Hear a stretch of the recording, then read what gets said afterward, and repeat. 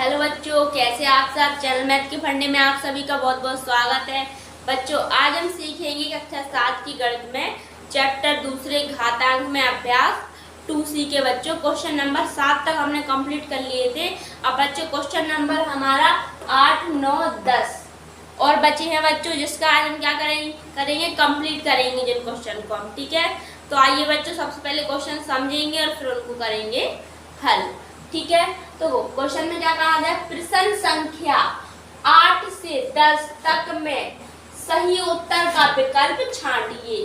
प्रश्न संख्या मतलब 8, 9, 10 में उत्तर का सही विकल्प, ये विकल्प दिए गए हैं, तो इन विकल्पों में से बच्चों जो भी सही है उनको क्या करना है, हमें छांटना है। क्या करना है, छांटना है। जैसे कैसे छांटेंगे, जैसे कि संख्या दी गई है क्वेश्चन में, क्या कहा गया है 0.0000001 का वर्ग रूप होगा। ठीक है, तो बच्चों मैंने आपको क्वेश्चन 6 में वर्ग रूप निकालना बताया था। सेम वैसे इसमें क्या करेंगे, वर्ग रूप निकालेंगे। ठीक है, वर्ग रूप निकालना है। ठीक है, तो अब हम वर्ग रूप कैसे निकालेंगे। ठीक है बच्चों, आइए समझते हैं। सबसे पहले ऑप्शन क्या है, कोष्टक में 0.01 घाते 2। दूसरा क्या है 0.001 पर घाते 2। तीसरा क्या है 0.0001 पर घाते 2। और इसमें भी इस तरीके से 0.00001 पर घाते 2। अब वर्ग रूप पूछ रहे हैं, मतलब वर्ग रूप का मतलब होता है जैसे कि 4 है, क्या मान लें 4।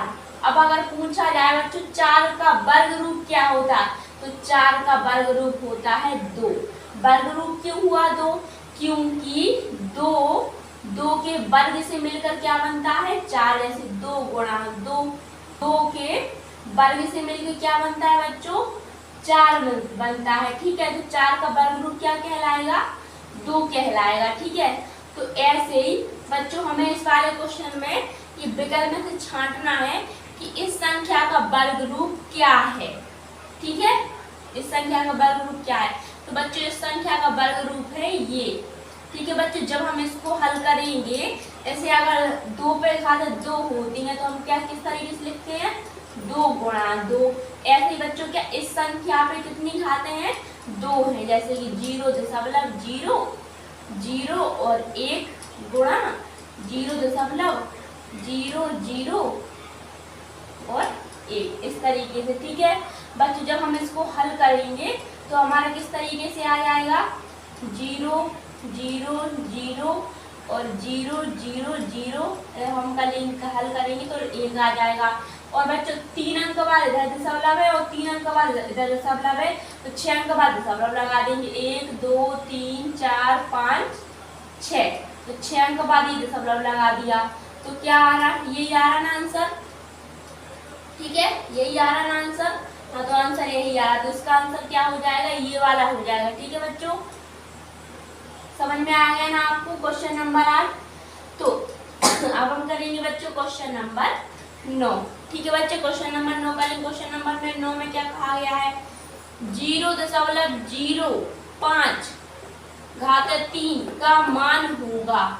ठीक है, इसमें बच्चों हमें क्या विकल्प दिए गए हैं। ठीक है, तो इसमें भी हमें क्या करना है, इसको हल करना है। ना ही इसमें वर्ग रूप पूछा गया है, ना ही इसमें घन रूप पूछा गया है। इस पे कितनी घाते हैं 3। अगर बच्चों हम आपसे बोले कि आप 2 का क्या निकालो घन, इसमें एक तरीके से संख्या का घन निकालना है, तो अपन किस तरीके से लिखते हैं 2 गुणा 2 गुणा 2 और हल कर दे तो क्या आ जाता 8 आ जाता। ठीक है, तो बच्चों इस तरीके से संख्या पे विघातक 3 है, तो इसका लिए हम कितनी बार गुणा करेंगे 3 बार। जैसे कि 0.05 गुणे 0.05 गुणे 0.05। ठीक है, ये बच्चों ये वाला हम हटा देंगे।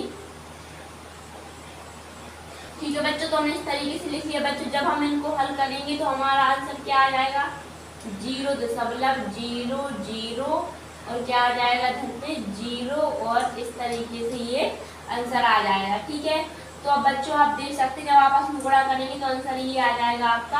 अपन को मैच करना है, क्या ये वाला कहीं पे है, नहीं है, यहाँ नहीं, यहाँ नहीं, हाँ लेकिन यहाँ पे है, तो आंसर क्या हो जाएगा, ये वाला चौथा वाला इसका आंसर हो जाएगा। ठीक है बच्चों, तो हम करेंगे 10 क्वेश्चन में क्या कहा गया है, 64/125 के घन रूप का आधार होगा। ठीक है बच्चों, इसमें किसकी बात कही गई है, घन रूप की बात कही गई है। ठीक है, तो घन रूप का आधार पूछा गया है बच्चों। क्वेश्चन नंबर 7 में मैंने आपको घन रूप निकालना बताया है। जैसे क्या है इसमें 64/125, मतलब ये पूछ रहे हैं कि 64 किस संख्या का घन है और 125 किस संख्या का घन है। चाहे बच्चों आप लासा इस तरीके से कर सकते हैं,